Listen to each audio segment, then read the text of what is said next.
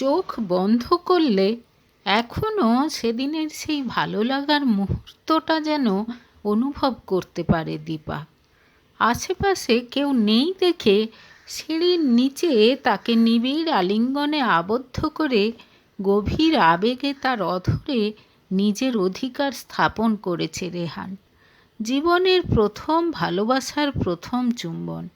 রোমাঞ্চিত শিহরিত দীপার হাত দুটো নিজের অজান্তেই কখন উঠে গিয়েছে রেহানের শরীর বেষ্টিত করে। সেদিন রাতে বাড়ি ফিরে উত্তেজনায় ঘুম আসছিল না দীপার।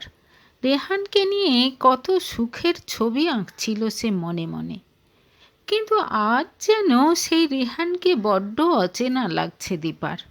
নিজের চোখকেও যেন বিশ্বাস করতে পারছে না সে। তুলির সঙ্গে রেহানের বিয়ে হবে? চোখ ফেটে জল চলে এলো তার, হাত পা কাঁপছে। মাত্র 1 মাস হলো তার সঙ্গে ব্রেকআপ হয়েছে রেহানের, আর এর মধ্যেই কি করে পারলো রেহান আবার তারই বোনের সঙ্গে? বিস্ময়ের যেন সীমা পরিসীমা নেই দীপার। তবে কি এই জন্যই তার সঙ্গে ব্রেকআপ করেছে রেহান? মা বাবা মেনে নেবে না এসব কথা মিথ্যে? তুলির কাছে তার কোনো এক্সপেকটেশন নেই, কিন্তু রেহান কি করে পারলো তার সঙ্গে এরকম করতে? রেহানের সঙ্গে কাটানো সমস্ত সুন্দর মুহূর্তগুলো তার মাথার মধ্যে যেন দাপাদাপি শুরু করে দিল। অথচ রেহানকে দেখে তো মনে হচ্ছে সে এই বিয়েতে বেশ খুশি। অন্তত মুখ দেখে তো তাই মনে হচ্ছে।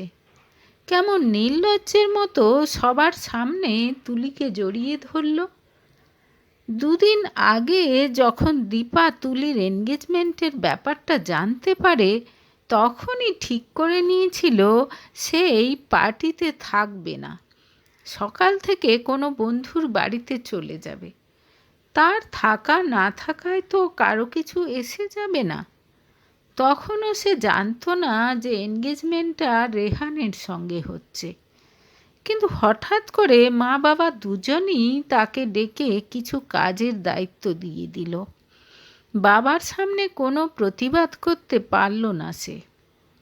ছোটবেলার থেকেই সে বেশ চাপা স্বভাবের। নিজের দাবি দাওয়া চাওয়া পাওয়া নিয়ে সে কখনো সরব নয়। অবশ্য দাবি করবেই বা কার কাছে? তার একমাত্র আবদার করার লোক ছিল ঠাকুমা। ঠাকুমা মারা যাওয়ার পর দীপা একেবারে একা হয়ে গেছে। বাবা তো তার মুখ না দেখতে পারলেই বেঁচে যায়। তার ধারণা দীপাই যত নষ্টের গোড়া। দীপার জন্ম না হলে তার মা মারা যেত না। আর সৎমার তো কথাই নেই। দীপাকে 2 চোখে দেখতে পারে না সে। তার মেয়ে তুলি একেবারে মায়ের কার্বন কপি। এত কম বয়সে এত দুষ্টু বুদ্ধি সচরাচর দেখা যায় না। এই দীপা, এদিকে আয় না। ডাক শুনে সম্বিত ফিরল দীপার। তাকিয়ে দেখল স্টেজের ওপর থেকে তাকে ডাকছে তুলি। যদিও দীপা তুলির থেকে 3 বছরের বড়, কিন্তু তার নাম ধরেই তাকে ডাকে তুলি। কিন্তু তুলি কেন হঠাৎ তাকে স্টেজের ওপর ডাকছে? অবাক হলো দীপা, সঙ্গে বেশ অপ্রস্তুত। সে বেশ ভালোই বুঝতে পারছে সবাই তার দিকে তাকিয়ে আছে। আয় না, স্টেজের ওপর আয়, আবার ডাকলো তুলি। মুখ মোছার অছিলায় চোখের জল মুছে নিয়ে স্টেজের দিকে এগিয়ে গেল দীপা। খুব অস্বস্তি হচ্ছে তার। দীপা স্টেজে উঠতেই রেহানের সঙ্গে চোখাচোখি হলো তার, কিন্তু রেহানের মধ্যে কোনো প্রতিক্রিয়া নেই। দেখে মনে হচ্ছে যেন প্রথমবার দেখছে সে দীপাকে। তুলি দীপার হাত ধরে একদম সামনের দিকে নিয়ে এলো। তারপর মাইক্রোফোন হাতে বলা শুরু করলো। সত্যিটা যেহেতু আপনারা সবাই জানেন, সেটা নিয়ে আমি আর কিছু বলবো না। কিন্তু সবার সামনে একটা কথা আমি শুধু বলতে চাই যে দীপা, আমি কিন্তু তোকে ক্ষমা করে দিয়েছি। তুই আমাকে পুড়িয়ে মারার চেষ্টা করেছিলি কি করিসনি সেটা নিয়ে আমার আর কোনো মাথা ব্যথা নেই। এখন তো আমি সম্পূর্ণ সুস্থ, আর এখন তো রেহানের মতো জীবনসঙ্গী পেয়ে গেছি আমি। আমি নিজেকে সত্যিই অনেক লাকি মনে করি। আজ আমার খুশির দিন। আজ আর কোনো খারাপ লাগা রাখতে চাই না আমি মনের মধ্যে। আমি কথা দিচ্ছি, আমরা দুই বোন চিরকাল ভালোবেসে একে অন্যের পাশে থাকব। কথাগুলো শুনে অবাক হয়ে ক্ষণিকের জন্য তুলির মুখের দিকে তাকিয়ে রইল দীপা। এরকম একটা সময়েও তাকে অপমান করতে ছাড়ছে না তুলি। তারপরই মাথা নিচু করে নিল সে। লজ্জায় দুঃখে মাটিতে মিশে যেতে ইচ্ছে করছে তার। যতদিন বেঁচে থাকবে তাকে যে এই অপবাদ মাথায় নিয়ে বাঁচতে হবে সেটা সে ভালোই বুঝতে পারছে। ছি, রেহানের বাড়ির লোকেরা কি ভাবছে তার সম্পর্কে? রেহানই বা কি ভাবছে? হাজারটা এলোমেলো চিন্তার মধ্যে দীপা বুঝতে পারল তুলি তাকে জড়িয়ে ধরতে চাইছে। সব লোক দেখানো। ভালো করে সেটা বুঝতে পারলেও তুলিকে জড়িয়ে ধরতে হলো দীপাকে। তারপরই কোনো কথা না বলে তাড়াহুড়ো করে স্টেজ থেকে নেমে এলো সে। তারপর এক দৌড়ে হলের ভেতর থেকে বেরিয়ে গেল। হলের সামনে বেশ সুন্দর একটা বাগান আছে। তারই এক কোনায় গিয়ে বেঞ্চে বসে পড়ল সে। আর সঙ্গে সঙ্গেই দু চোখ বেয়ে অঝোর ধারায় কান্না নেমে এলো তার। দু হাতে মুখ ঢেকে কাঁদতে শুরু করলো সে। এত অপমান সহ্য করার জন্যই কি সে বেঁচে আছে? মার পেটের মধ্যেই তো সে মরে যেতে পারত।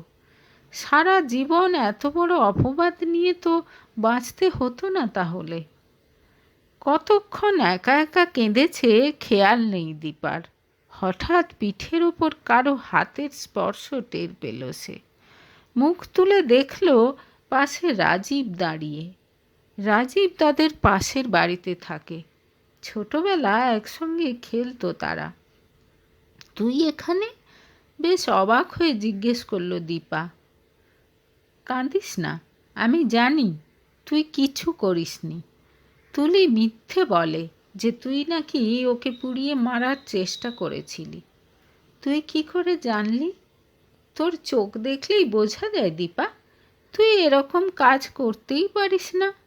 তোর মতো মেয়ে কারো ক্ষতি করতেই পারে না। যথেষ্ট আবেগ নিয়ে বলল রাজীব। তার কথা শুনে আবার ফুঁপিয়ে কেঁদে উঠল দীপা। বড় হয়ে যাওয়ার পর রাজীবের সঙ্গে আর তেমন কথাবার্তা হয় না। তার জন্য হয়তো দুই বাড়ির অর্থনৈতিক ও সামাজিক অবস্থান কিছুটা দায়ী। দীপার বাবা প্রতিষ্ঠিত ব্যবসায়ী। আজকাল তার বিজনেস বেশ ভালোই চলছে। নেহাত প্রতিবেশী হিসেবে আজ নিমন্ত্রিত রাজীবরা। অথচ আজ রাজীব যে কথাটা বিশ্বাস করে সেটা দীপার বাবা বিশ্বাস করতে পারে না। বাবাও মনে করে বোনের প্রতি হিংসে থেকেই এ কাজ করেছে দীপা। নে চোখ মোছ। দীপার দিকে একটা টিস্যু এগিয়ে দিয়ে বলল রাজীব। চল ভেতরে চল, আবার বলল রাজীব। না, আর ওখানে যাব না আমি, বলে কাঁদতে শুরু করলো দীপা। আবার কি হলো? জিজ্ঞেস করলো রাজীব। দীপা তাকে এটা বলতে পারল না যে তার প্রাক্তন প্রেমিকের সঙ্গে তার বোনের এনগেজমেন্ট হচ্ছে এবং সে সেটা নিজের চোখে কিছুতেই দেখতে পারবে না। ঠিক আছে চল। কোথায়? চল না, একটা জায়গায় নিয়ে যাই তোকে। আশা করছি তোর ভালো লাগবে। রাজীবের কথা শুনে তার দিকে তাকালো দীপা। রাজীবের গলায় এমন কিছু আছে যে তার ডাক অস্বীকার করতে পারছে না সে। মনে পড়ে গেল ছোটবেলা খেলার সময় তার প্রতি সবসময় পক্ষপাতিত্ব করতো বলে রাজীবের ওপর রেগে যেত বাকি ছেলে মেয়েরা। আজ এত বছর পর রাজীবের মুখের দিকে ভালো করে তাকালো সে। ছোটবেলার সরলতা ভরা মুখখানা এখনও ফ্রেঞ্চ কাট দাড়ি আর ব্যাকব্রাশ করা চুলের মাঝেও সেই সরলতা খানিকটা হলেও ধরে রাখতে সক্ষম হয়েছে। দ্বিধা ছেড়ে ধীরে ধীরে উঠে দাঁড়ালো দীপা। বাইকের পেছনে দীপাকে বসিয়ে স্টার্ট দিল রাজীব। কিছু দূর যাওয়ার পর মনটা যেন হালকা হতে শুরু করলো দীপার। ঠান্ডা হাওয়া চোখে মুখে লাগছে। এরকমভাবে বাইকে কোনো ছেলের সঙ্গে কোথাও যায়নি সে। সবসময় গাড়িতে করেই যাতায়াত করে তারা। রেহানের সঙ্গেও যখনই বেরিয়েছে গাড়িতে করেই চলাফেরা করেছে। শহর থেকে বেরিয়ে কিছু দূর যাওয়ার পর একটা ধাবার সামনে বাইক দাঁড় করালো রাজীব। এখানে এখানে কেন এলি? এটা তো একটা ধাবা। অবাক হয়ে জিজ্ঞেস করলো দীপা। হ্যাঁ, ভেতরে চল, তারপর দেখবি। রাজীবের পেছন পেছন ভেতরে এলো দীপা। খোলা আকাশের নিচে বাগানের মধ্যে চেয়ার টেবিল পেতে খাওয়ার বন্দোবস্ত দেখে বেশ ভালো লেগে গেল তার। নান আর 2 রকমের সবজি অর্ডার দিয়ে এসে দীপার মুখোমুখি বসলো রাজীব। 10-20 মিনিট টাইম লাগবে। তোর আবার খুব খিদে পাচ্ছে না তো? আরে না না, মৃদু হেসে বলল দীপা। তোকে একটা কথা জিজ্ঞেস করি দীপা? মানে তুই না চাইলে আমাকে নাও বলতে পারিস, আবার যদি বিশ্বাস করে বলিসও তাহলে সে কথা আমার পেট থেকে কোনো দিন বেরোবে না, জানবি। কি কথা? তুলির গায়ে আগুনটা কিভাবে লেগেছিল? আমি নিশ্চিত তুই এ কাজ করিসনি। রাজীবের কথা শুনে মুখ নিচু করে খানিকক্ষণ বসে থাকলো দীপা। ঠিক আছে, বলতে না চাইলে ছেড়ে দে, আমি তোকে জোর করব না। কথাটা তুই সত্যিই কাউকে বলবি না তো? রাজীবের চোখে চোখ রেখে জিজ্ঞেস করলো দীপা। তার ভীরু 2 চোখের দিকে তাকিয়ে বুকটা যেন একটু কেঁপে উঠল রাজীবের। বড় হওয়ার পর আজ প্রথম বোধ হয় দীপা তার সামনে এত কাছে বসে আছে, তার সঙ্গে এত কথা বলার সুযোগ হচ্ছে। ক্লাস 6-এ ওঠার পর থেকে পাড়ার ছেলেদের সঙ্গে দীপার খেলা বন্ধ করে দিয়েছিলেন দীপার ঠাকুমা। দীপাকে নিয়ে খুব পজেসিভ ছিলেন তিনি। তারপর দীপার বাবার ব্যবসায় উন্নতি হতে শুরু করতে আরও যেন প্রতিবেশীদের থেকে নিজেদেরকে বিচ্ছিন্ন করে নিয়েছিল তারা। প্রায়ই তখন গাড়ি নিয়ে লোকজন আসতো বাড়িতে। রাজীব আর দীপাকে কোনোদিনও বলারই সুযোগ পায়নি যে সে দীপাকে ভালোবাসে। বাড়ি থেকে বেরিয়ে গাড়িতে ওঠা কিংবা গাড়ি থেকে নেমে বাড়িতে ঢোকার সময়টুকু দীপাকে প্রায়ই নিজের বাড়ির ভেতর থেকে দেখত সে। একমাত্র রাজীবের ছর্দি ছাড়া সে খবরটা কেউই জানে না। কি হলো বল, জিজ্ঞেস করলো দীপা। তার মনে হচ্ছে রাজীবকে কথাটা বলাই যায়।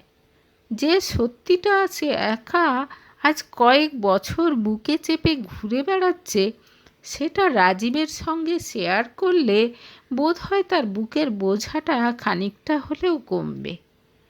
তুই আমাকে নিশ্চিন্তে যা খুশি বলতে পারিস, নিজের চিন্তার জগৎ থেকে বেরিয়ে এসে হেসে বলল রাজীব। তার খুব ইচ্ছে করল টেবিলের ওপর রাখা দীপার হাতটা ধরে নতুন করে বন্ধুত্বের অঙ্গীকার করতে।